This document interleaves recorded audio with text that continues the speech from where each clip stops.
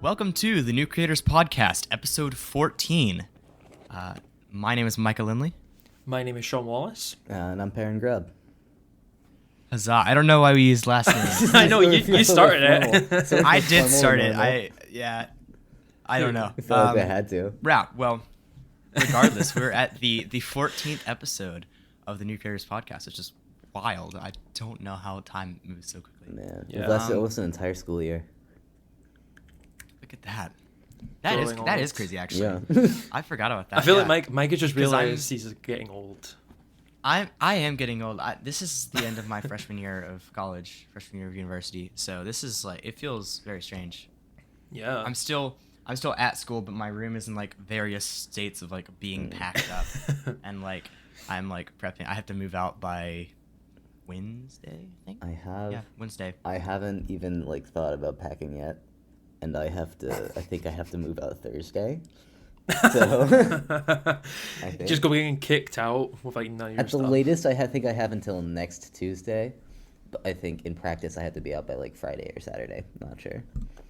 We'll see how it goes. Yeah. Speed run. Yeah. We'll see. But yeah. Let me pull up some analytics for us. Yeah. So I might have said in the last episode that we had like everyone on Earth listen to the episode Yeah. before that one. Mhm. So I hope that's I true. hope that's- I just no. made that up.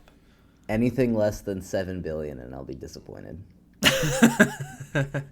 So, I just finished listening to that episode last night. I was like, hey, if I'm gonna get on and record, I should probably know what was discussed in the last episode. Man, you think the host of the podcast would listen to his own podcast? Yeah. Well, What an ego. I do that Yeah, sometimes yeah. because I like to know like exactly what happens. I Yeah. don't know. Let's be real. It's quality assurance. Yeah. You have to make No, sure it you have to is. make sure you're not sinking your brand, dude. I'm making sure I'm not saying too many Scottish things. Mm. Need to make sure people can understand what I'm saying.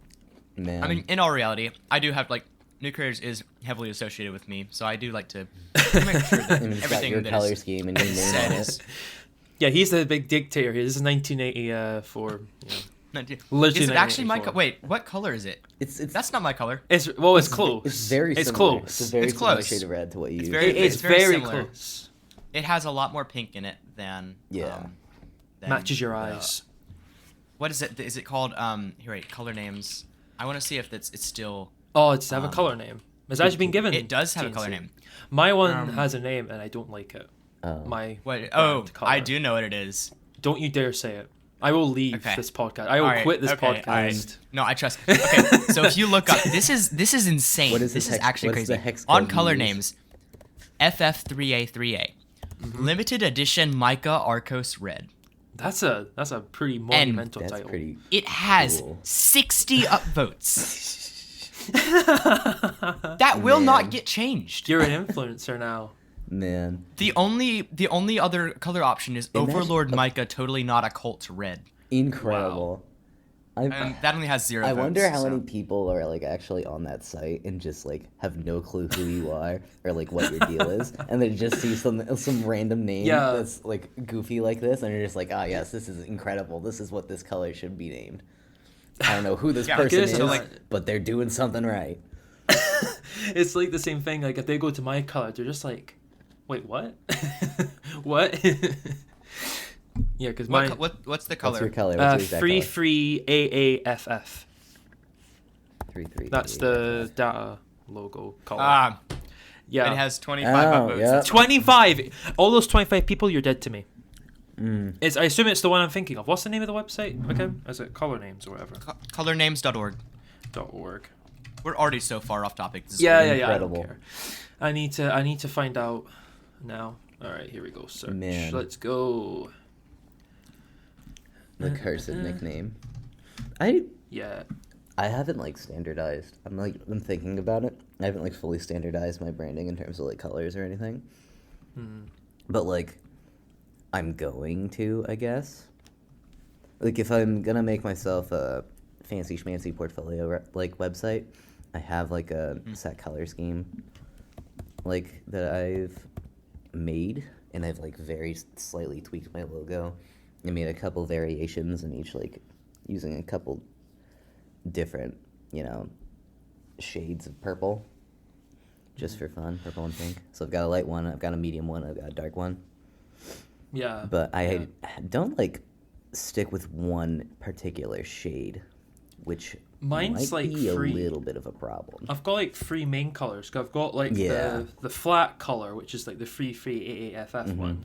Then I've got the gradient, which obviously that's kind of the first one I had. And then I have the mesh gradient, which you see on like my server and my other accounts and stuff. So I just looked at my color on that website. So the top one, I say, it's got 25 upvotes. All those 25 people, you're dead to me. Next is half of cotton candy. Don't know what that is, maybe. Not data. Well, it is me. I don't know how you even say that one. Just Jewish blue. I don't think it's Jewish. No, I don't think it's Jewish. I'm bad at words. I thought I'd say it's not Jewish. My second favorite is the realist of blue. Yeah, it is a real blue. It is a pretty real. It's a pretty real blue. Yeah, because I picked it obviously, so it would be true. real. But yeah, I don't know how we already got off topic, but it's the TNC back to way. analytics. It's a TNC way. Yeah, This that's is a true. podcast.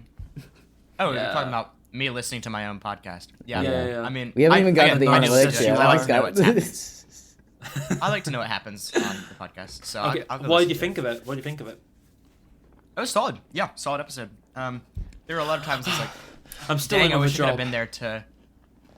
I was like, I still wish like I could have been there to talk with Porcan about music and Yeah. But y'all had me nervous a second there because y'all said y'all talked about the collab. When you told me, Yeah. you're like, yeah, go listen to the episode. We talked about. Did y'all's you collab. know you were collabing? And I was like, I was very. Well, no, I knew we were. Well, okay. We still don't know if we are or not. Like we. Okay. We literally Porcan. Porcan said in the episode. You find was out on completely your correct. own The podcast that you started a project and you weren't aware. Wait, what? The only commitment that was made was Porcan said, "Hey, we should collab," and I was like, "Yeah, definitely, we should do that." And that was like the extent of the entire interaction. So I'm still completely open to do it because I have not a ton to do this summer. I'm gonna and again, like I said, my summer starts in 5 days. Nice. So Nice. I'm open So to that. you and have I to do think it it's now. Very likely it'll happen. Yeah, I think so, yeah. I say. Because like we've kind of just forced you into it now, but yeah. Yeah, we'll see. Well, As far as now you have analytics to. for the last episode, we had around 30 plays in the last episode. Pretty solid. Less than That's 7 billion SMH. Damn. All right, time to close up shop. All right, see you guys. That was race That's a running. fail. All Man, right. we fell off. For See ya. real. See We ya. went from everyone in the world to 30 listeners. All right. I guess I'll come back. It's fine. Hey, Yes, we had our 15 minutes in the still doing spotlight. fine. That grind, man. The grind. Over the last 30 days, so I don't know if y'all remember, but we talked about an episode one time about how weird it was that like half of our listeners were on Apple Podcasts. Oh, Yeah. And we thought that was really strange. Well, that is flipped, and now 47.2% of our listeners are on Spotify. Only Ooh. 25% of our listeners are on Apple Podcasts. Interesting. There you go. Interesting, yeah. And whoever the 11.1% is of y'all that are listening on like the Anchor page, or I guess it's now the Spotify podcast page. Like, get a podcast player. Don't No, suffer what to do soldiers? What soldiers that they just go, you know what? I can't be bothered getting a podcast app. I'm just going to play it on the website. I'm going to get to this podcast in as few clicks as possible. You can't outstop me. Efficiency. Wait, so does anyone use Google Podcasts to tell you that? Because I know we're on Google Podcasts, but I don't know if anyone actually I forget uses that Google even has No. a podcast thing. Yeah, exactly. That's what I'm curious if anyone actually listens to it on. I enjoy Google Podcasts. It's a good podcast client, but no, there is a 5.6% of other. All right. There's 5.6% Clementine. I've never heard of that. never What is heard of that. Clementine? They just listen Is to it it on new? Orange. They just get an Orange, plug in with their do headphones, enjoy and just. a good Clementine. This is insane. Okay, what? What is it like? Clementine is like. Let me just send this link to y'all in the podcast. Okay. channel. Okay. This is Clementine weird. music player. Is it like a? Oh my gosh. Okay. This looks awful. This is like an old piece of software. This looks like How retro? this we looks like talking? it I was need to see designed this. in 2009. Oh my god. It's got like look at the Android app. Android app looks like Android 1. It's got 2013 fonts with 2008 everything else. Oh my god! No, what's amazing is how on the Android like preview, like the screenshot, the seek bar, like the little thing, it's just a logo. It's just a Clementine. It's a little guy. That's pretty funny. That's got to be a stock photo, by the way, for that logo. That is amazing. Shout out to everyone who's listening to us on Clementine. They're listening to Tangerine shout out to the by Clementine users. That's funny. That is pretty funny. So to those folks listening on Clementine, I mean, okay. Good for you, I guess. Good for you, man. Good for you. It says you can remote control Clementine using a Wii remote. Okay, right. I'm downloading this right now. I'm switching to Clementine. Maybe that's what they're doing. That's legit. Maybe that's what they're doing. They're listening to it on their Wii with Clementine, with the Wii remote. Man. There you go. I mean, if you're doing that, wow. Massive respect. Props to you. Yeah, that's 2 big thumbs up. Perfect. I will also say that we have, in terms of platforms, iPhone is still the dominant platform at 30.6% of our listeners, and Android is 16.7%, web is 11%, and Windows is 8.3%, and there's a lot of other. There is over 28% of other. 28%. That 28% is probably all Wii remotes. Like, valid. Yeah. And also, shout out to the people in the 45 to 59 age bracket that are listening to the podcast. I don't know why you're here. Hi, parents, mom. That's my mom. Yeah. I don't think your mom is 24% of our listeners. Who knows? How do you know how many? We don't know how many times she's listening. She has to a lot of podcast, phones. Though. She's just like listening to it like on 4 devices at once. In tandem. Like at the same time. Makes sense to me. Like in perfect stereo. Except I don't know what the word surround stereo. sound. Yeah, surround sound. Surround sound with like iPhones just around your head. Oh dear. That's pretty funny. That is pretty funny. Man. Well, let's go ahead and move on to the stuff we've been doing. Oh, I forgot we're doing a podcast. We are doing a podcast. Really? This isn't just like a casual conversation? I didn't notice. Oh, wait, what? Oh, okay. That's basically what TNC is at this point. Yeah. We're just chilling. We're in a voice call in Discord, and we're just chilling. We're having a good Mike time. is eating a Pop-Tart. Perrin's eating. He drank granola a while back. He drank it. I don't know why he drank it, but he did it again. There we go. Nice. Oh, they get also the ASMR. I was about to say we need to like have. Unfortunately, one of the main things I have a Yeti Nano mic, and like one of the main features of it advertises it's good for ASMR. You need to do like TNC ASMR.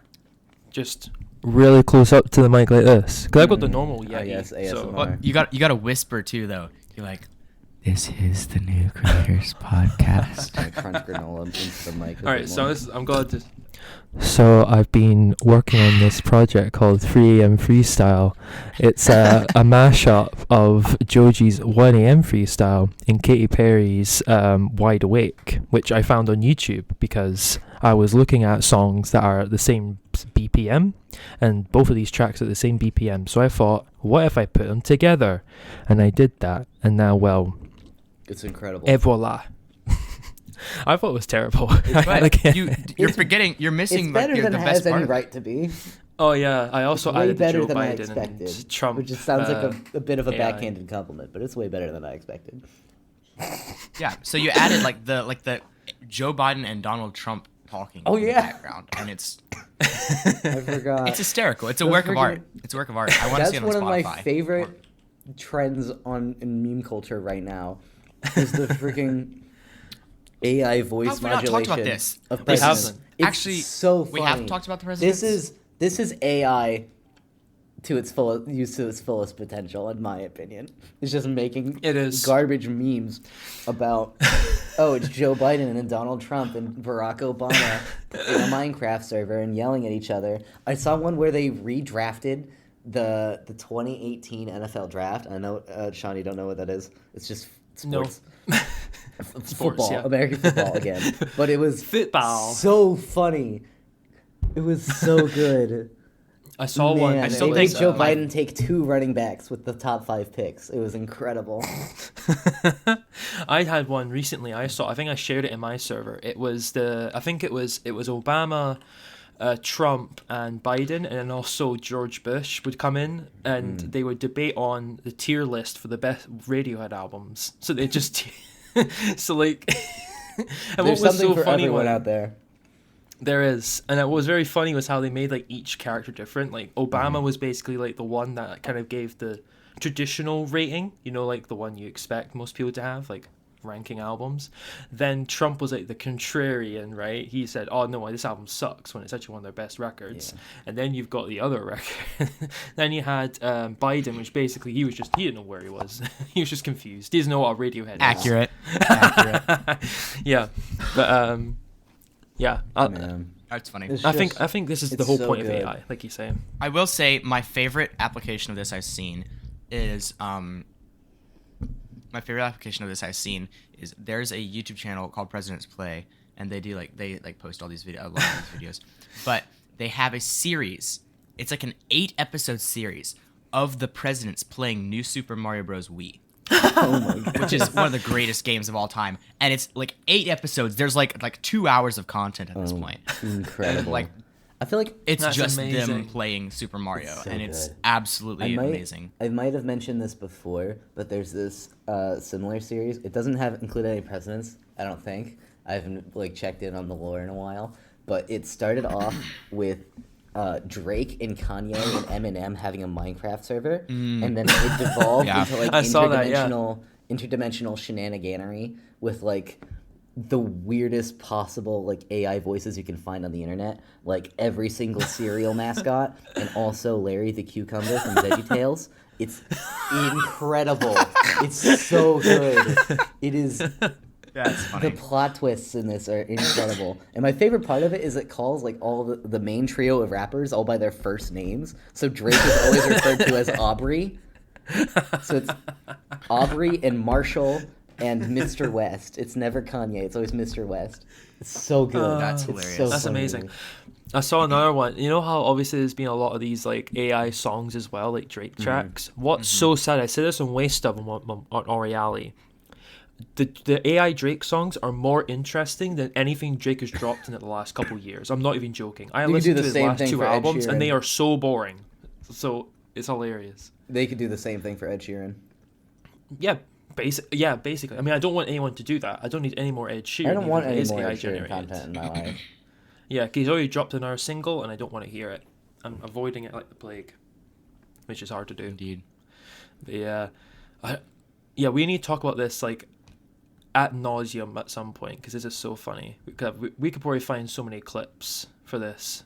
Man, it's amazing. True. Yeah, it is. I think it's a great application of AI. So it's quite fun. funny. Yeah, check out my terrible song that I made that in Audacity in 5 minutes. I'm also realizing we need to have a central place maybe attached to the bio link where hey, here's all the links about the stuff we talked in the episode. All the news articles and YouTube videos and everything. I need to do that at some point. Yeah, we could do a Google Doc or something over the summer. Google Doc, or even just a little website that has a list of this episode. TNC listeners guide. Something like that. Just tell them you have to sit in a room and that's how you have to listen to it. Whatever. TNC is an experience. It's an experience. You need to be heathens. Specifically, a wooden linen couch that is pointing exactly 35 degrees to the northwest or whatever. Oh my gosh. And you have to wear certain kind of you can't wear your AirPods unless you're pairing. Only the right one. Only the right one. The right one. Only the right one. Gotcha. Okay, and the left one has to go up your nostril, so you get the smell. So you can get the smell of the. So you can feel smell-o-vision. TNC smell-o-vision. Yeah, yeah. Smell-o-vision. That's funny. Man. Yeah. Oh gosh. So where were we? Are we? Oh yeah, podcast. Yeah, podcast. This is a stuff podcast. we've been doing. You want to go, Micah? Oh yeah. I don't know if I've mentioned this on the podcast before, but I know I've mentioned it to y'all in my Discord server a few times. I'm working on an EP I believe it's gonna have like 4 songs or so. Hype. That are based on the book of the Bible, Colossians, but it's all in the style of Cody Fry, which I'm not sure if y'all are familiar with, but Not familiar, unfortunately. No, sadly not. Highly recommend his stuff. It's like, actually, y'all have probably heard it and didn't even realize he did that really cool orchestral cover of Eleanor Rigby. They got like really popular on like TikTok and Instagram like 2 years ago now, I guess. Oh no, I still wouldn't know it 'cause I don't use Instagram nor TikTok. Okay. So. Well, regardless, even aside from that, it started there, but then it turned out he got nominated for a Grammy for Best Arrangement. And his stuff is like, it's like, wow, I feel like I'm on a music segment now. But we're out of sync. We're out of order but, here. It's like poppy like style songwriting. But instead of like electronic instruments, guitars, drum kit, you have like a full orchestra, and it's like this extremely unique sound that I highly recommend. And again, it's like there's nothing else. There's so few stuff out there that's like it. So again, it's really strange, but I find it really fun, really beautiful to listen to. Very cool. And his songwriting is also just like very cool and poetic. Highly recommend it. That is a cool font in that cover, by the way, that you sent. It is, yes. That is sick. Yeah. Oh yeah. Really cool. Yeah. He has some of the music videos are really cool too because I do that color scheme. I highly recommend. That burnt orange and his pink. entire branding, Cody Fry's branding. I could just like rant about that for like a full hour. Like, burnt so orange good. and pink is not a very conventional color scheme at all, but it works super well here. Yeah. Ways It does. Really nice. So yeah. So I highly recommend at least just go like try like I Hear a Symphony or Underground or something like that. Because they're just like it's very weird and unique. But I find it's really beautiful. Regardless, that's kind of the style I'm going for in my EP. So you're gonna hear stuff like organ and strings and horns, but with more poppy written vocals, kind of. Do we get the Ballad of a Santawa like remaster? Orchestral remix. Oh gosh. Orchestral remix. Did you see the waste of thing I posted for TNC, by the way? The SCP I thing? did. It was incredible. I had to go SCP through that entry? entire video and write out verbatim what was in that video. You spelled one of the words wrong The as things well. you I can't do remember for what your it art, was. Sean. Incredible. I know. God. I will just say that out of all of the social accounts that TNC runs, the waste of is by far the best. Like it is 100%. there. It's very clear that's where the most work goes into, and it is much appreciated. Yeah. God, if I had a Twitter account as well, that'd be dangerous. I'd be dangerous Man. with that. Yeah. I just play the blue tick just to. That was me laughing. When he said that. Baron just died when he said that. He's like, Sean, what's that wrong was me with you? laughing so hard I started dying. Oh, Don't worry dear. about it. But yeah, there you Man. go. Yeah. Anyway, Waste so, our non-existent budget on Twitter Blue. Yeah, can I get a small we do loan not of have a budget. That is $8? true. What would we Also, do if I we don't know had if a I've budget? made this clear, but if anyone, this is a complete shot in the dark, but if anyone is listening to this episode that has a connection with some sort of like creator-oriented company, we would absolutely love to be sponsored, and we can actually make that happen. Man, so you'll if get you're free advertising. by chance happen to be listening to this, we would love if you want to sponsor us. That'd be excellent, and we'd That'd be glad to, epic. Yeah. We can promote your stuff on the advertise you to podcast, assuming about that you have a 30 decent people. product. We could Yeah, advertise your product. that's 30 new customers. To 30 I mean, new that's 30 new Hey, I will potential say, customers. in our total exchange plays for are up to, $1 like- US dollar. Our total plays are like up to like 550 plays or something like that across, There you across go. the whole That's podcast. That's a Hell decent yeah. reach. Yeah, Yeah. across the entire podcast. Yeah. So I mean, it's a far cry That's- from everyone in the world from 2 episodes ago, but still, If you close your eyes, then it is 7 Oh. billion people. it's so true. that's true. Fair enough. You know? Yeah. What was the other thing? Oh yeah. So that EP is very much in the works. I've got orchestral accompaniment for one of the songs, and that just needs to be vocally recorded and then mixed and then like perfected a little bit. And then I have like a basic melody down for the second song and then the EP. So that I'm still thinking I'm probably gonna want to release that all at once. So I probably won't release any like early previews or anything like that, aside from like what I put in your server, Sean, which is like just the accompaniment track. Hey, join my server. Which is now been changed. So that's not even what the final accompaniment is gonna be. But I also like how we were. I think you were a bit insulted out in the last episode because obviously Porkin said that my server is the only important one, and I wanted to make it clear that that's not true. I did hear that. Your server is also important. Please my server is Micah, where the TNC podcast is sue recorded. Your own podcast. sue my own podcast. Okay. Damn. Yeah. But yeah. So So again, we'll see when that comes out. Only other news I have is I got another job. Woo. Woo. And I am working at my college in the admissions department, and I'm going to be the new graphic designer, which is kind of cool because it's a single person job. So there's only one graphic designer in the entire admissions department. And then the current graphic designer is a senior who's graduating out of college. So like next semester, it's just gonna be me doing like all the graphic design, which is gonna be pretty cool.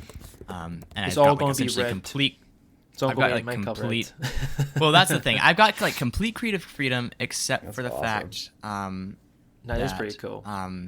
Except for the fact that I have to follow the branding guidelines, and there's like a really good like official like brand documentation that I can follow. So I'm super excited for that. It's nice. Very cool. And I am also that's for next semester, and then this summer I'm also working for the same company I interned with for last semester, which I think I've talked about a little bit on here, Speak Creative. And I'll be on their platforms team again, helping them develop their some of their back-end stuff. Nice. Very cool. What about you, Perrin? Alrighty, so aside from it's like I like how you wrote on our little notes thing. Just wait, never mind. Well, I did write out in the thing, man. I have basically nothing to talk about, and then I forgot that I actually have stuff to talk about. So, aside from like general final stuff, I'm done with 2 classes, which is pretty epic. So I got 3 to go. What was the thing I was gonna say? Oh yeah, I got a piece from my Drawing 2 class last semester featured in my school's art magazine, which is pretty cool, in the student gallery section. Just Very one, cool. And it wasn't even my favorite from the year, from the class, but whatever. It is what it is. I'll take it. A win's a win. A win's a win. I'll take the W. But also, because a lot of people involved in the magazine are graduating in a couple weeks, I'm probably going to be joining the team for that magazine next fall, which is really cool. Nice. So I'm looking forward to Very that. cool. Yeah. Very, cool. very cool. Nice. I think that's it. We're actually moving on now. How long have we already been recording? 30 minutes. 30 minutes. So Yeah, not great. Let's The go. intro Great. took us 30 minutes. That's unfortunate. Hey, that's the TNC way. So that is true. the TNC way. Okay. Well, let's continue through. We have, of course, another Apple problem. We've been following in some previous episodes the Apple's like increasing push to support or to comply with the EU's regulations, and now we're learning that app sideloading is coming to iPhone. In the EU only though. But so. only in the EU. So, why Apple? So Because you're W stupid. for me, but not for you guys. So Man. Valid. L, take the L, guys. Sorry. So true. But yeah. So The perks basically, of I read a living bit in into Scotland. it. So basically, the EU, they're passing a new bill. It came out into law, I think, last year in November, and basically, it's a law that forces tech companies to open up their platforms and allow third-party developers. So Apple, as being obviously having this closed-off app store on iOS, is now being forced to allow sideloading. You know, like every other operating system ever. Yeah. Like they do with their I think computer system. Yeah, even Mac allows you to sideload. Like, it's not like Apple doesn't know how to sideload, you know? It's not like they're afraid of it because they do it for Mac. I think the EU tends to overstep a lot of stuff, and I would say that I would consider this kind of like an overstep. Like, why does the EU need to regulate this?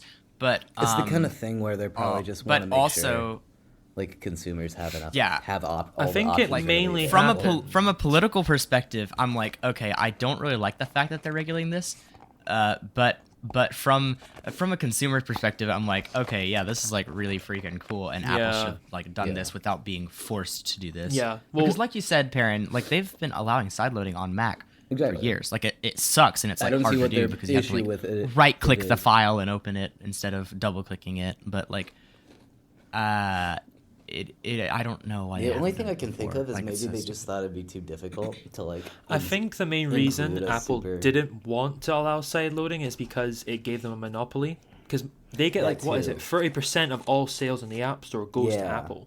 So the fact that you have to go through the App Store right now means Apple gets 30% of everything that people get on iPhone, whereas if on Windows, on Android, so on and so forth, that's not the case because you can install something from a third-party source. So I think that's the main reason. I think that's why the EU forced it, was because they knew Apple wouldn't change it. They wouldn't change it on their own because it doesn't benefit Apple. Apple only changes something when it benefits them, and this doesn't benefit them whatsoever. So take the L, Tim. Still, you can sponsor us, but take the L while you're at it. I like how you're on a first name basis with the CEO of the we're on a first name basis in the entire world. What you're like rich, okay? Doesn't mean I can't call you by your first name. We do call Elon Musk Elon all the time. Yeah, but Mr. Musk. That sounds. I don't know if I've ever called him. That Mr. sounds Musk. like an insult. I know it's just like his name, but like it just sounds. Like Mr. Musk. Yeah. Like, no, I get what you mean. It sounds like I don't know, like a fifth grader just making fun of their substitute teacher. Just a little bit. That's valid, actually. That's valid. Yeah. No, what's actually crazy though with this whole like the Apple sideloading thing. So I mean, I don't know what I expect. I saw it on Twitter, and the replies to one of the tweets saying like this is going to be happening. People were saying, "Oh, this is privacy dead on iPhone," and all this malarkey. And I'm like, but it's optional. Solution. It's optional. Don't sideload. Don't sideload. Yeah. Like if you're not comfortable with sideloading, don't do it. Don't do it. It's not. Yeah.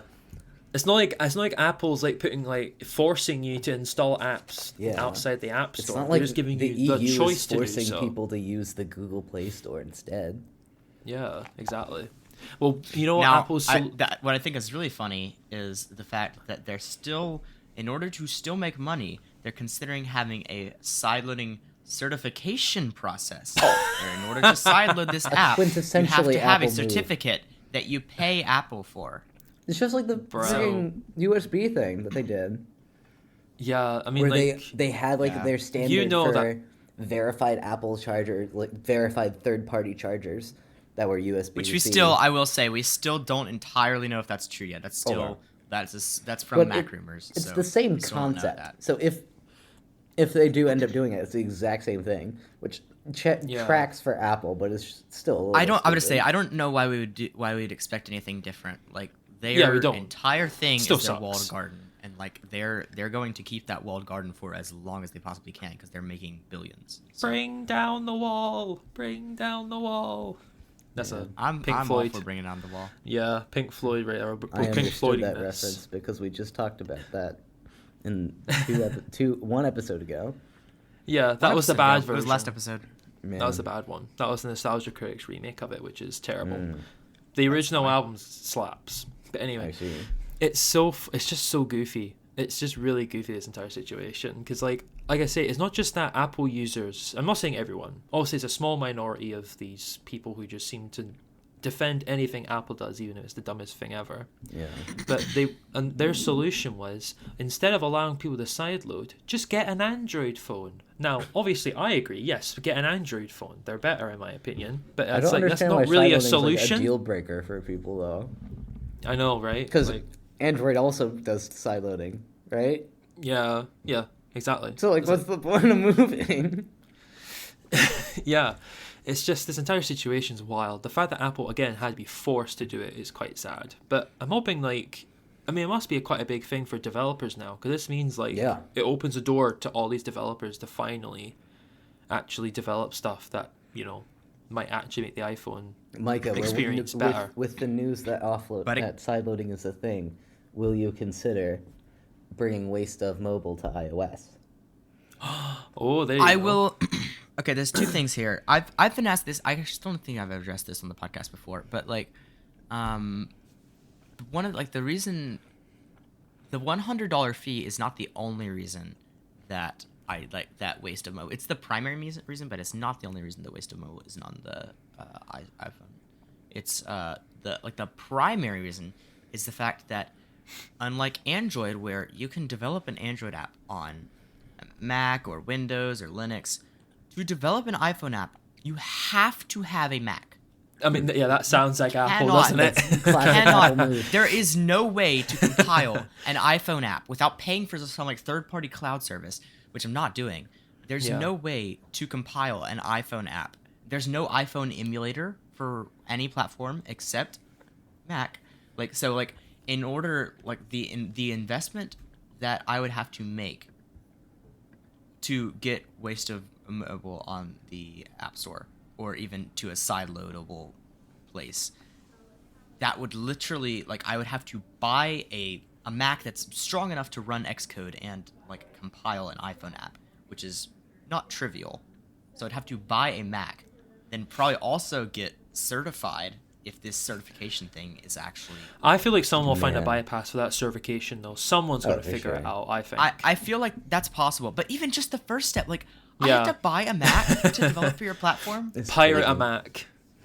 You wouldn't just pirate. I really wanted to. I could either find someone in the community, which Oren has already volunteered, hey, I can compile it for you if you're interested in doing that, and or I could find a Mac on campus to use. I have a Mac I get to use now for my design job, but why? I feel like you're so personally insulted by this. I am. It's like Tim Cook's went and just if you want more stuff on your platform, it makes Apple more money. The solution is make your platform easy to develop for. Yeah. Don't restrict the development. I can't imagine that the money they earn from making it so exclusive and forcing people to go through Mac is comparable to how much money they could make if they just let developers develop it however they felt like. The thing is it does ensure that you get a lot of really high quality. That's why most App Store apps are very, very high quality, large majority of them, or are made by large studios. Yeah. But you also because you're doing that, you're driving out so many indie developers who can't afford the newest Mac and a $100 yearly xCloud subscription. I feel like that's one of the main justifications Apple does for a lot of the decisions they do is they want to quote unquote ensure the quality is super high. Well, there's the main reason. It's mainly due to they know what keeps people in their walled garden. Exactly. Same idea with iMessage. It's not a big thing in Europe, but in America it's a big thing. Where green bubbles are some sort of mark of the beast or something. I don't know. We don't actually take it that seriously. I know, but it sounds like it very much depends on what your friend group is. It very much depends on what it sounds like some friend groups often take it seriously. It's not my friend group. It's not like oh, you're a green bubble. Shame on you. We're not gonna talk to you. It's not like that, but it is hey, you're gonna be left out of this group chat because if we put you in, the group chats function. Here's the solution: download a third-party app. My God. See that seriously, we do that sometimes. We have GroupMe in the US that we use for a lot of stuff. You're the second person I've ever met who actually uses GroupMe. I was about to say we don't use GroupMe a lot for social purposes. That's mainly for campus organizations and stuff like that. But regardless, already getting a little off topic. But I feel that's the same thing as saying I used to watch Mixer. I felt like that's the same thing. I was like, I don't know anyone who ever actually used Mixer. I don't even know what Mixer. Wait, yeah, it was Microsoft's streaming platform. Microsoft. Microsoft's streaming platform. It was like basically their version of Twitch. Right. Oh, yeah. That failed really quickly, right? A speed run. It was a speed run. Microsoft found a way to speed run that. Didn't Ninja move over to Mixer? Yeah, and that didn't go very well. It didn't go well for at Microsoft. all. It went badly. Like his viewership went like that, straight to the ground. I'm not gonna lie, I see Twitch failing pretty soon. Yeah, YouTube's been hammering them a lot. Streaming's been doing a good job. YouTube's streaming has been doing a great job. Stream quality is amazing. The stream chat has been upgraded a lot. Yeah. And from what I've heard, like I Twitch get treats its like top creators like awfully. Yeah. So. Oh yeah. I get the feeling it doesn't help that Twitch is owned by Amazon. Just because I think that's a big part of it. Yeah, because Amazon just has so many other things going on that I imagine it's a lot harder for Twitch to it's get not money even just that. or manpower to like actually like keep the website like running smoothly.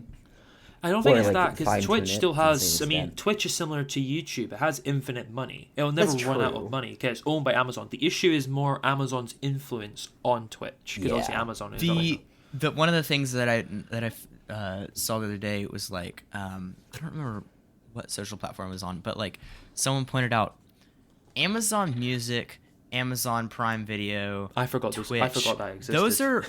Those are all like.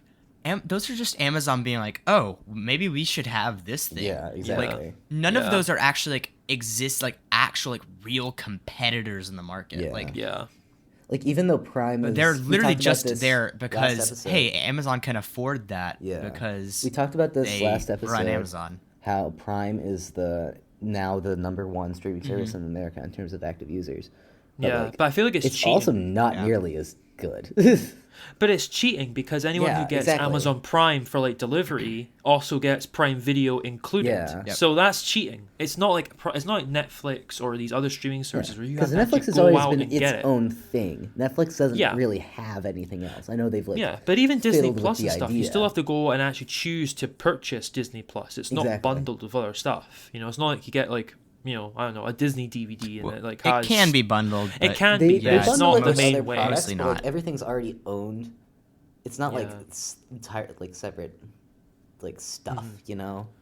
Yeah. No, I agree. It's not like you're pairing delivery with a streaming service, you know? Exactly. It doesn't really make sense. Like, just because I need to, like, you know, I don't know, someone delivered, I'm just like, you know what I really need? I need a streaming service. I would love it doesn't really make much sense. A streaming service bundled with this shipment I am purchasing of, I don't know, a pair of shoes or something. Yeah, I always find it weird that we call Amazon a tech company because I feel like it's not that much of a tech company. But they're really not. Anyway. Because they don't make much tech products anymore. Yeah. They mostly just buy other companies off the backs of the backs of their delivery industry. Yeah. Valid. Well, speaking of Disney, because that's the next topic anyway. You know. Nice segue. See that? You see what I did there? You see what I did there? I thought that was clever. Anyway. Legendary. Yeah. So, as many people may know, we've somewhat. I feel like we've almost been a time capsule for like the Twitter saga. I feel like. I can't wait to go listen to all these episodes like in like 2 years when Twitter's just like down the drain. Twitter's shut down. Twitter's just shut down. How did Twitter fall? We are chronicling the downfall. Basically in real time. Now. Yeah. And by real time, I mean in 2-week intervals. Yes. It's still... That's when most relevant stuff is happening anyway. Yeah, so. 2 weeks is a good amount of time to let all the chaos happen and then us to come back with like level-headed and go... Because it always seems to happen right after we release an episode and never like right before. For what? That's true. Maybe it's just me. Yeah, so Disney's had a bit of a problem, a bit of a hitch on Twitter, because as many of you may know, Twitter recently removed legacy check marks. Basically, the only way to have a check mark now is to either pay for Twitter Blue, which is $8 a month, or here in the UK, £9 a month, by the way. And then, if you're an organisation, you have to fork out $1,000 a month for a gold tick. Yeah. That is insane. And then, no, it gets better. Crazy. It gets better because for every other account you want as an affiliate, because obviously a lot of companies have multiple Twitter accounts, it's $50 extra for each account. So say like if you have a month. So if you have, say for example, 2 extra accounts you want to add on top, so 3 accounts, that will be 1,100. Imagine you're like a global company, like Nintendo or something, and they've got like Nintendo of Japan, Nintendo of Europe, Nintendo of America, all their like different accounts for everything. That's like I actually looked at Twitter's $1,200 a month. So if you actually look at Twitter's Twitter account, right, it shows all the accounts that are affiliated with it. It's wait. We're talking hundreds of accounts. So obviously they're not paying for it. Please tell me they are paying for it. That would be I don't know, so funny. but I'm assuming they're not paying for it since it's Twitter itself. That's but true. The thing like, is, if they were, funny. If they were, it would be maybe like over about 10 grand. Has to be. There's that many accounts. It's never ending. Yeah. But yeah. But anyway, the reason I'm talking about this is because of this new system, Twitter is verifying these accounts, these like organizations, like, you know, one by one. And they gave it to a fake Disney Junior UK account. Which, that's not very good. And I gave you guys a link here to Twitter thread, and it has a lot of the things that this person said. Obviously, a lot of them are a bit out of pocket, so I can't obviously say them on the podcast, but pretty goofy, pretty silly. And I just thought this is a really funny thing to talk about, because obviously this whole thing about verification now being a paid for system.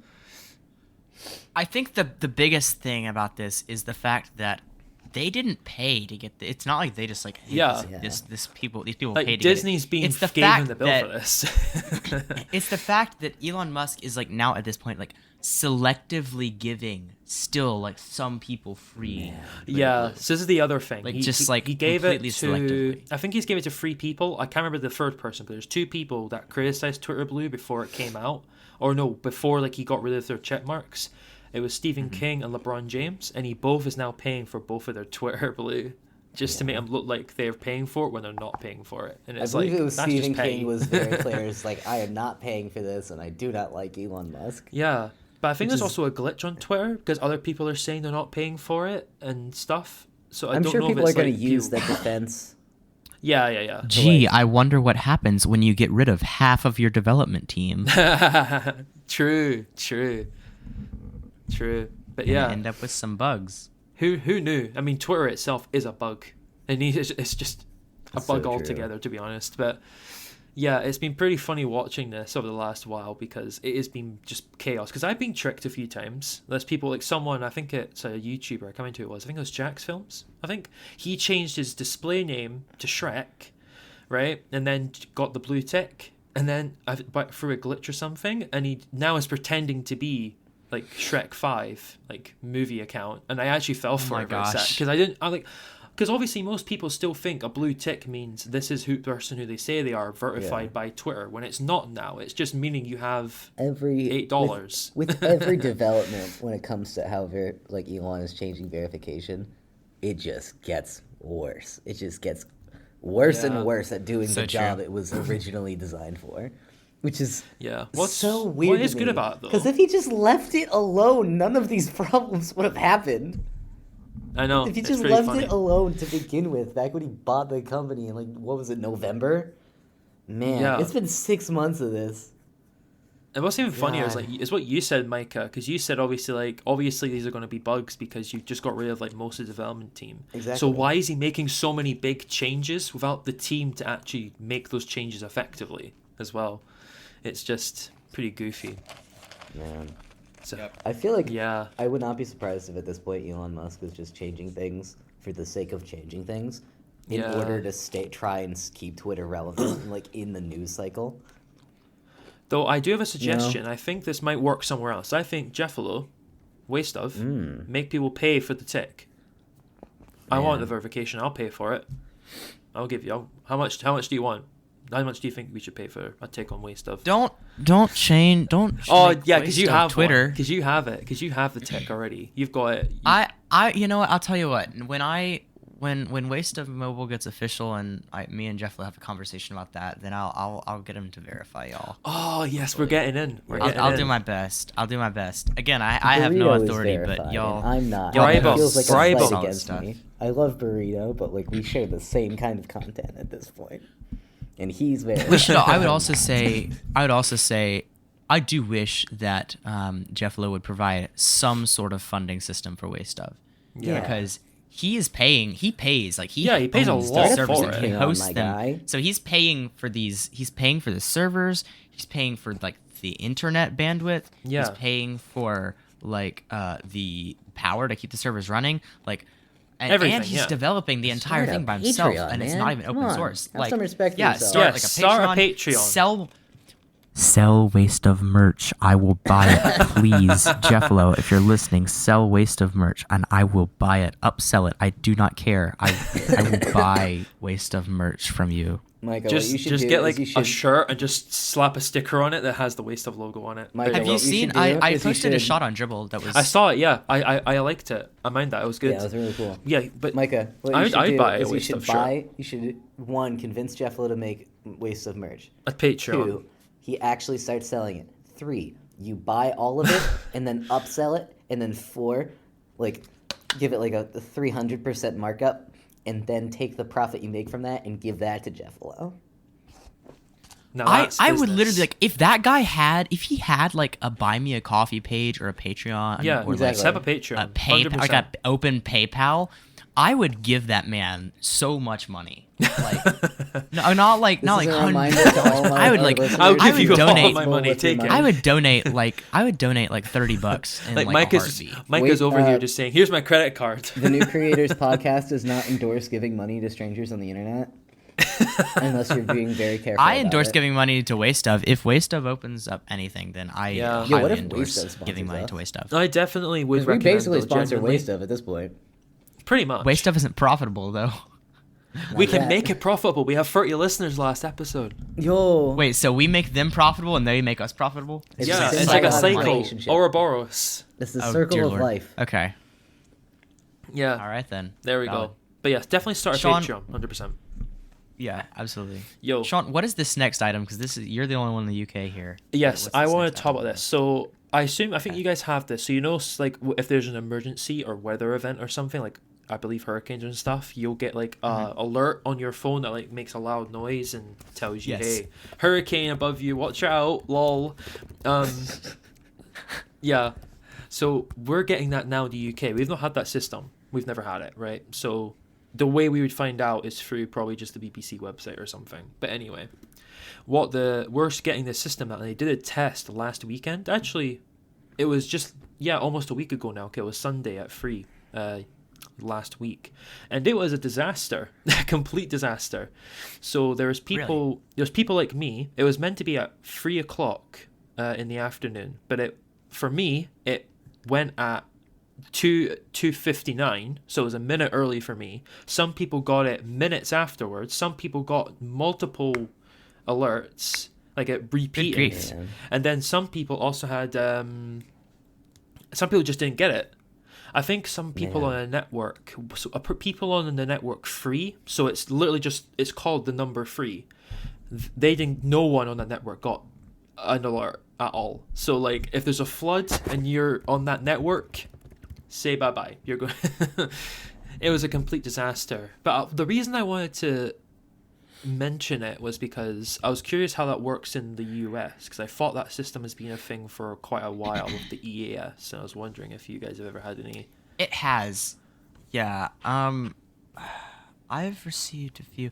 See, the thing is, it's optional. Like you can turn them on and off in same here. your phone settings. So like, I think I have like most of them turned off. I know a couple of days ago there was one in Florida at like 4 a.m. and it freaked a bunch of people out. I think. What was it? Gosh. Okay. My alerts I have turned on are extreme threats, severe threats, public safety messages. Yeah, I have state and local tests. There's a text. I have state and local tests turned off, which I should probably turn those on. I don't know if that's on. Gonna work, but yeah, there's a text. Yeah, I should probably turn those on, but I don't know if I've got mine. I mean, I've never touched it because we never got them. Our most common thing has been I don't know about you, Perrin, but ours has been like Amber Alerts, which is like general, which signals like essentially like I think it's a child abduction. No, not suspected, confirmed child abduction. I think. Yeah. And those are usually I'm only from Memphis, like local, which is like not a safe city. Yeah. So we receive like a startling amount of those. But I think that's probably the only time I've received. That's new. We've got earthquake alerts as well now. It's not like that's fun. I think it was like several years ago. This is a very old joke, but I know like in Hawaii there was a missile alert test that went wrong, and that was the one Michael Reeves did a video about, where he fixed Hawaii's missile alert system by using a puppet. But I know that was a whole spiel where it was just, it's the kind of thing where you really don't want to mess this up. When you have emergency alert things like this and something goes wrong, or even just like not getting it at the time you're supposed to, that's even if there's no like practical danger or no one's actually like thinking they're in danger, that's still not a great look that you can't get something like an emergency service figured out to go at the time it's supposed to go, you know? Yeah, 100%. But yeah, I was just curious because I think how it's going to work here, assuming it's ever fixed, is basically it's going to be a similar thing. So in the UK, especially England, there's a lot of alerts like for floods. Because flooding is quite a big problem in like the lower parts of England. Yeah, so we get that. That's the idea for that. But they're also planning on doing it for I think it was terror attacks as well, if that was to occur. I don't know how that would work. Okay. I don't know how that would work though, because that's not going to go out until after the event. But regardless, and I think general emergencies. But obviously, I mean, it's not really a good start when basically half the country didn't get it. Or most people got it too, or some people got it late, or some people got it early. It was a whole mess. And what was strange was, so it says on the government website you have to have an Android phone that runs Android 12 or later, I think. But mine runs Android 10, and it got it, because mine's like a Note 9. So who knows? My phone must be special. It seems that's really also wait. You're only gonna send alerts. You're only gonna send alerts to people with an Android 12. No, so they're sending them to every phone. They're sending them to every phone on the carrier, but they're saying it's only Android 12 that supports the system. Oh, okay.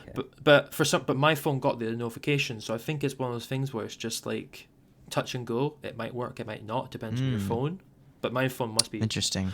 My phone's one of the lucky ones because it actually did receive it. Yeah. But like, because I can read it out again. Also, not a great look if an emergency alert system isn't getting out there just because of the kind of phone you have. Yeah, because like this is a test of emergency alerts, a new UK government service that will warn you if there's a life-threatening emergency nearby. In a real emergency, follow the instructions in the alert to keep yourself safe and others safe. Visit, just the website for like the information. That's it. Sure. And then they make sure this is a test. You do not need to take any action in case someone decides, okay, to my my into bomb the bunker shelter I go. Fallout, war, Y2K whatever is here, changes. 23 years late. Yeah. But yeah. I just thought I'd ask. I was curious how it works in the US. But yeah, there you go. Yeah. Well, I guess we're getting close to our... we call it a primary topic, but I don't know if we really have a primary topic. It's not really. I just made it one because I know Perrin's going to go on for a long time about this. So okay, valid. He's cracking his knuckles in there. It's that time of year where I've got a sports uniform rant. Woo. I'm gonna set a timer. How long do you want, Micah? Let's say 10 because we're already an hour in. We're already an hour into the episode. Right, 10 minutes. Let's do that. Give me a countdown. Give me a sec. All right, I'll put it on 3, 2, 1. All right, there you go. So go. The Arizona Cardinals unveiled new uniforms recently. I'm going to find some pictures so I can show you guys. However, there was a lot of hype leading up to these uniforms that was a bit wacky. So at first, I'm on this sports uniform forum that like tracks news and like this place where people like share sports uniform concepts and stuff. It's called sportslogos.net. It's a great website. I use it very, very often. And this is kind of the primary place on the internet for internet rumors to happen regarding uniforms. So, starting about a month ago, when there was like actual like some evidence to support, the Cardinals are going to unveil uniforms in the next month or so. Right around then, there's this guy on Reddit who talked to a guy on the uniform forum who like logs like the official color codes of every single major sports team in the United States. And this Reddit guy was somewhat reputable, and so the color guy believed him. But he said the Cardinals are going to go complete overhaul, super modern, like way out there, like gradients everywhere, change the color scheme they've used for like 100 years, and go from like just red and white and some black to like maroon and orange and gray. And it's going to be really out there and really wacky. And so there's, on the forum, a lot of hype behind, this sounds really awful, and I'm very excited to see what it looks like, because this sounds absolutely crazy, and I don't know what it's going to look like, and this is a complete break from tradition, and this is perfectly in line with what Nike's been doing with other uniforms recently. This is going to be an absolute train wreck, and I am here for it. And there is like several days worth of memes and jokes about how every single like the color guy was like giving, he wasn't sure what he could and couldn't say because like, and you know, it's supposed to be secret before it's unveiled, and so he was like trying to give hints, and so it seemed like he was trying to give hints as best as he could without like revealing anything too like important. And so everyone was like, oh my goodness, every single like thing here is a hint and jokes like that. Anyone mentions a random name that could be construed as a shade of orange, and they're like, oh my gosh, that's the brand speak word they're going to use to call the shade of orange. Because, you know, Nike does that with colors. And then we get to the uniform reveal date, and it turns out the Reddit guy lied. It was all made up. All of the hype. Lies on Reddit? Exactly. Lies on Reddit? What could no that be? Way. Spreading misinformation on the internet? It's obvious that a guy on Reddit wouldn't be a reputable source of news. I can't believe it. At the same time, it seemed it was a somewhat trustworthy guy from Reddit talking to a very trustworthy guy in the Sports Logos forum. And so everyone just kind of let their imaginations run wild. But, like, everything was bogus. They didn't change the color scheme at all, and it ended up they went with something very simple. I sent the link in there, but like the red jersey is completely plain. It's pretty mid. Completely plain. Very plain. White numbers, silver outlines on the home jersey with a massive like Arizona word mark. And the aways have these stripes on the sleeves and pants, and no word mark, and black outlines. And like, yeah, I'm not a huge fan of these. Like, they're fine. I feel like they could have done a lot better, and there's a lot of different directions you can go for a state like Arizona, especially considering, like, the Cardinals have never had, like, super great uniforms in their history. Like, they've always been, like, traditional and simple, and so this is in line with that.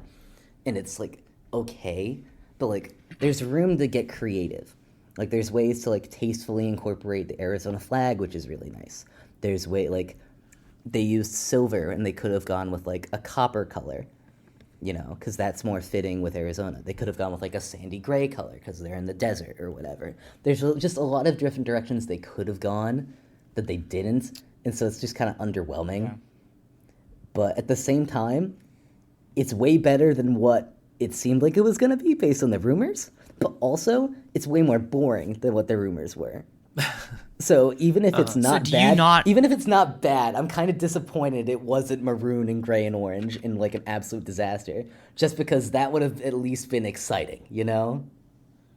Mm-hmm. So so you're not for like experimental design in uniforms? Like, you don't think that's a good thing for traditional modern experimental stuff can be done right, but it is very rarely done right, you know? Like, that's fair. There's room to like experiment and get crazy. Just Nike is bad at it, you know? Nike just doesn't know how to do it well. And so everyone less than 5 minutes. Okay. But like, hurry up. Better be quick. I like what they've done to some degree. I'm not a huge fan of giant word marks when it comes to football. It's usually that's more reserved for college football. Like, it's, again, everything here isn't bad, and it's not what I would have gone with, but I can also live with it, you know? As long as they mix and match the the jerseys and pants, just because I don't like monochrome in football uniforms. It'd be better if it was red jersey on white pants, or white jersey on red pants with contrasting socks. Like, as long as they do that, I kind of like this set. It's okay, and I'm not a huge fan of the way they have stripes on the away and the alternate, but not on the home. But also, that's in line with what the Cardinals have done in the past. So it's not my favorite choice, but I can see why they went for it, and I don't mind it, you know? So, like, probably a C-. Not like C-, probably a C. If they avoid monochrome, I'd probably give it a B-. So it's not my favorite, and I kind of wished it was bad just so it'd be more interesting, because that would have been really funny. It'd be really funny if it was an absolute train wreck, just because of, there's more meme potential, I guess, to dunk on something bad, and there's just less to talk about when something's mediocre. But, like, that's how the reveal went. It was okay. Could have been better. Could have been way worse. Kind of wished it was worse, just for the memes. But It is what it is. I'm excited. Oh, another thing. Nike changed their template. Like, the way the jersey seams work and are arranged. Uh-huh. And so now it makes the numbers look smaller compared to the previous cut. And also, like, the seams are way more visible, and I'm not as much of a fan of it. I think the template is a downgrade, and now the entire NFL is going to move over to this template, so I'm not looking forward to that. Because it used to be, like, the only seams that you could actually see on the jersey were, like, over the shoulder, on the shoulder seam, and on the collar. And that's, like, kind of the only ones you really need. So they had a very, like, simple, streamlined template that they used for, like, 5-6 years, and it was just about perfect. And, like, you can't get as, much, like, visually cleaner than this. And now they're going back to, like, seams everywhere, and you can kind of see them all, and it feels a bit messier and more amateurish, I think. Yeah. Huh. So, yeah, that's my rant. Mm-hmm. I fit it within 10 minutes. I'm so proud of myself. Yeah, Sean, how are we doing on time? We've got 2 minutes still, so if there's anything else you want to rant about. The Carolina Panthers tweaked their shade of blue, so it's slightly deeper and, like, richer, and I think it's an improvement. But they also changed to the New Jersey template, and so now, like, the stripes are thinner, and they used to, like, loop all the way over the shoulder and underneath the armpit and back up, and now they don't anymore. And but it did fix the shoulder numbers that they had were really, really, really small because of the way the jersey cuts work, and because they had to fit a number and a stripe and a logo and the Nike swoosh in a very small space. But now with the new template, there's a bit more room for the numbers, and they, like, made the stripe thinner, so now the numbers have more breathing room, which is okay. They probably could have gotten rid of it, but, like, it's not bad. That's the uniform news. There's going to be more throwback uniforms brought back this year, which is cool to see. I think there's 1 or 2 new alternate helmets that haven't been unveiled yet, but I think that's about it. My God. That's the rundown. A minute and 10 seconds. Anything else there you want to say? I'll say something real quick about, if you're saying throwback uniforms coming back, I know this is not football, this is basketball, but yeah. I thoroughly enjoy the Memphis Grizzlies throwback uniforms. Oh, I love those. Some of my all-time fit. It's like my favorite. I kind of wish the Grizzlies stayed in Vancouver, just because that identity was so unique to them. It was so 90. It was so 90s. It was incredible. I kind of miss. It's sick, dude. It's super cool. It's sick. With a lot of 90s sports design, everything is super over the top and wacky, and, like, there's patterns everywhere, and everything's super funky. Yeah. And, like, they go crazy with the number fonts and the word marks, but it just works a lot of the time. Even if it's I freaking love this super branding. campy, it works. It's really, really cool. I think the Grizzlies are a great example, and the Utah Jazz throwbacks also. Like, the purple ones with, like, the gradient mountain and the giant 3D word mark. Really, really cool. Mm-hmm. Really fun. Yeah. So, yeah, uniform update, rant. Nice. Less than 10 minutes, too. That was pretty impressive, I'd say. I thought it was going to go for a good while there. Another thing about the Grizzlies, real quick. The logo package is inspired by, like, local Native American art, which I think is really cool. That's where the fancy patterns come from in the striping, which is really cool. Also, teal and red and black is such a good color scheme. It is. Yeah, it looks really good, actually. That you sent in the chat, Micah, looks really cool. Yeah, it's pretty sick. No idea what it's about, but cool. It's a basketball uniform. Cool. I don't know how popular basketball is. All right. In the UK. Okay. All right. Fair enough. The granola. We're at the music segment already. Finally, I say already. We've already. It's been recording for an hour, 10 minutes. Man. Yeah. I was like, oh, this will probably be like an episode that's like under an hour because we don't have that much content in the outline. Like, and then we forget we're going to talk about random stuff. To be focused. Yeah. Yeah. We started talking about colors and stuff. So whoops. Yeah. I'll tell you what, Sean and Perrin, y'all go first on this one. All right. I'll go first then. Yeah. So I'm going to talk about an EP. It just released yesterday and it's really good. It's by Beach House. It's called Become. It's a kind of like it is a B-sides record from their album they released last year, the double album Once Twice Melody. But the band kind of said it, and I think it's actually a good description. It's kind of like its own little world that's different from the main album. It does have a different vibe. It's a bit more lo-fi. It's a bit more kind of, I wouldn't say dark per se, but it has a bit more of a mysterious sound to it. It definitely evokes a lot of their older material. For people who don't know Beach House, you might have heard the song Space Song, because that was a huge track on TikTok and stuff. Don't know if I've heard it. I feel like I've probably heard it. Just didn't realize you probably recognize it. I'll send you the link to it if you want, because you probably will. Obviously, we'll put it in the playlist. So yeah. You'll probably recognize it because, like I say, it's a song that was huge and it was everywhere. But anyway, so like I say, Become just came out yesterday, and honestly, like for a B-sides record, it was really good. Like it's kind of like I say, it's a kind of mysterious vibe, but it also kind of it has a really good variety, because like the first track, for example, has a kind of a darker sound. It's got a bit of a it's got live instrumentation, which is not something Beach House does all the time. A lot of their music is usually drum machines. Like that's just kind of their vibe. But for this one, they use live instrumentation, and it really kicks in at the end. You've got actual drums and everything. It's really good. Then you've got the second track, which is Devil's Pool. It's really vibey. It feels like something that came off of one of their really younger, like older records, but it has like a kind of updated sound. It's kind of like as if it was done, more professionally, I suppose. But yeah, really cool track. Holiday House it feels like it's straight out of the 80s, honestly. It sounds like some sort of really like comatose kind of like 80s track. It's hard to describe. The chill, really psychedelic kind of 80s, as opposed to the bombastic glitter pop kind of 80s. Yeah. That's kind of the vibe you're going for, yeah. And then what else? You've got the title track, which is the closing track. Really good. Again, has live instrumentation. A really sick bass line as well. Really nice. And it's just a really great track. And then you've also got Black Magic, which is just a really nice mix of different slide guitar effects and stuff like that. And yeah, it's just overall, it's a really kind of just vibey, dreamy, kind of ethereal project, and it's really nice. It's like I almost see it as like a fifth chapter to Once Twice Melody, because the album's split into 4 chapters. It's kind of like a storybook kind of vibe.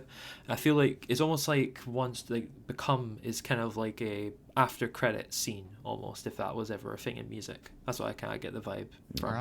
Okay. Yeah. Gotcha. But yeah, definitely check it out. If you're not going to check out the whole EP, definitely check out the title track, the intro track, and the title track. The intro track's American Daughter. But yeah, really good EP. Valid. Cool. Alrighty, I shall go next. So I've rediscovered. Every once in a while I just forget that folk music is really fun. So I've been listening to the Oh Hellos again. They're like the Oh Hellos. I think is it brother and sister duo, or am I getting that confused? I want to say I think I'm getting them. I might be getting them confused with the Grey Havens. Not gonna lie. I think the Grey Havens. They're very similar. They're very similar. Let me check on this. No, they're. I'm going to be talking siblings. about their album Through the Deep Dark Valley, which is a remastered version of their first album. I forget when the original came out, but 2012. They just remastered it last year, which is really cool. So again, it's just pretty straightforward, folksy songs. A lot of guitar, a lot of like fiddle, very fun. It's just kind of just simple. It's just fun to listen to. A lot of like their songwriting's also just legit. Their songwriting I love their really, songwriting. really solid. Like it's really good. Like there's a song about there's a song about being the second child in a family and like the kind of reputation that comes from that. And there's a song on this album that's like from the point of view of a character from the Chronicles of Narnia series, which is really cool. I just think the kinds of stuff that they write songs about, I think, is really, really interesting.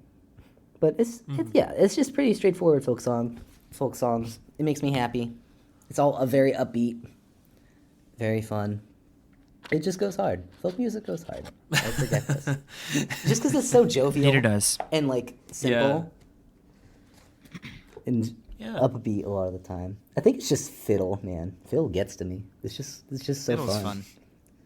Yeah. When it's like in an upbeat song, just going ham on like a fiddle and a guitar, is just super fun. I don't know how else to talk about it, even though I keep using the word fun. He be fiddling. Yeah. Really You know do that be meme fiddling, though. where it's like step 1, get a fish tank. Step 2, get a fiddler crab, and then it's just the guy looking at the fiddler crab while bluegrass music plays. It's incredible. Yeah. What about you, Micah? Yeah. What do you got as your all right choice? This could take a second. Okay. I went and I saw Half Alive in concert. Oh, you saw them? Okay. Very all cool. Right, here we in go. concert, and it was absolutely y'all both know Half Alive, right? Yeah. I think I know I've mentioned them before. Yeah, I've listened to so their I went first and album, saw them. Yeah, so I went and saw them on their Conditions of a Punk tour up in Tennessee, and it was absolutely amazing. Like, it is a great time. Their performances are an experience. I remember like, the videos I remember the video for Still Feel and stuff and Runaway, like they're really good choreography and stuff for that. Yeah, so like they have like the guys who do the choreography like for the music videos with them, they come on tour with them. Oh, that's really cool. And like they'll do like the choreography like live on stage. And like it is absolutely insane. It's just like I don't know, it's a ton of fun. It is an experience for sure. Just the combination of the live vocals are also really good. Like a lot of people, like you go to a concert and then you're like, okay, but their vocals are like it sounded so much better if it was produced. Yeah. But like this was so much better. This was like so good. It was very good. They do a lot of like just like really weird, interesting performance stuff. I highly recommend. I would say Sean, go see them, but they just ended their European tour. Oh, right.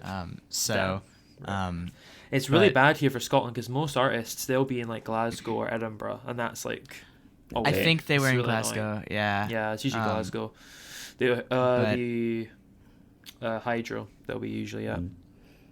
Gotcha. Yeah, but it was I was really glad. It was a bit of a road trip. It was a 7-hour road trip for me because I was driving. I'm down like it would have only been like 3 hours if I was back home, but I'm still at college, so it was a solid 7-hour road trip there and back. But 100% worth it. Would do it again. The opening acts were awful, but the actual concert itself. Oh gosh, I don't even remember what the first one. The first one was just. I don't even know how to describe it. It was just like some truly just awful music. It wasn't even slightly good. Truly some of the worst stuff I've ever heard. I've heard some bad music, and this was pretty bad. The second one was Tessa Violet. God. Which she used to be a YouTuber, I think. Yeah, she did originally, and now she's become extremely weird, and I do not like her music at all. The life of a YouTuber. That's usually what happens. That's so true. Man. Yeah. I can't think of like it's weird. A single YouTuber who's there's like only a couple that have done it. music. I think the only ones that have done it is Joji, because also he used to be Filthy Frank, which a lot of people don't even know. So a lot of people don't even remember he was Filthy Frank now, because he's been Joji for so long now. I was I gonna can't think like of really many art maybe people. say like I don't know, Corpse Husband, but I feel like he was a musician before he was a YouTuber. I'll be honest, this is going to probably be controversial, but I do not like Corpse Husband's music. It makes me cringe. It's not. It's edgy for sure. I'm not even like a huge fan of the style, but it gets the brain wiggles going. I don't know how to describe it. It's like it just feels like, you know, that edgy where it's like, you know, you can just tell it's put on almost, like it's just so you can tell edgy. like it's a persona. Yeah. I think it just doesn't click. I feel like it's kind of like obvious it's intentional. I guess it's like but it's not like it's not doing it. It's not tongue in cheek. Like it doesn't. It's not like it's not self-aware. If it was self-aware, I'd probably find it funny. Yeah. But it's not, and that's the issue. Because I feel like they know that they're putting the character on, but they're not actually acknowledging it. So it's like this weird limbo. I guess that's fair. But yeah, I've probably just said that's probably the most controversial thing I've ever said on this podcast. So, I mean, a lot of people like Ed Sheeran, so probably not. Oh yeah, but I don't care what people think about Ed Sheeran. Excellent point. You know. Yeah. So I don't know. All I'll say about that is, if you ever have the chance to see Half Alive in concert, it is an experience for sure. It is a lot of fun, and they're great live. Very cool. Yeah. Nice. I may have to send some videos of some of my favorite parts of the performance. I took just a few solid videos, and nice. It was a really good experience. They're also a little from a design perspective, the lighting is phenomenal. Like the way they light this show is so. Let me find a good example. Just the lighting for the show is so good. It's very like their whole color scheme for this album is kind of like blue and orange, and it's all like very. I don't know whatever the way they do it's just so solid. Oh yeah, that looks really cool. Is that on the Pixel, by the way? Because I was just gonna say that's really good. That's taken from my Pixel 6a. Yeah. So, which I was honestly really surprised. Another Pixel rant. The way the Pixel handled like my video recordings, I'll send some of them in a few minutes. But generally the Pixels are not known for like excellent video. They're known for good photography. But their video's always been kind of lackluster. I was extremely surprised at how well it handled the concert environment, because it's ridiculously loud. It's very like rapidly changing brightness, like because you have like all these like spotlights zooming around and like flashes of light coming from the stage, and I'm like moving at the same time, like, and I was like extremely pleased with how the videos came out. Like it was quite impressive to me. I don't know how, but like it doesn't, like, the audio is not clipping, and like the exposure is not overcompensating. Like it's really solid, and I don't know how they did it, but it's some really solid video. Nice. Very cool. Yeah, I mean, you see that a lot with like uploads on YouTube of concerts, and it's literally like a bass boost meme. It's pretty funny, to be honest. I actually just find them entertaining just to hear how sillily loud the bass can get. But yeah, dude, it was also, their concerts are they're loud, but it's again ton of fun.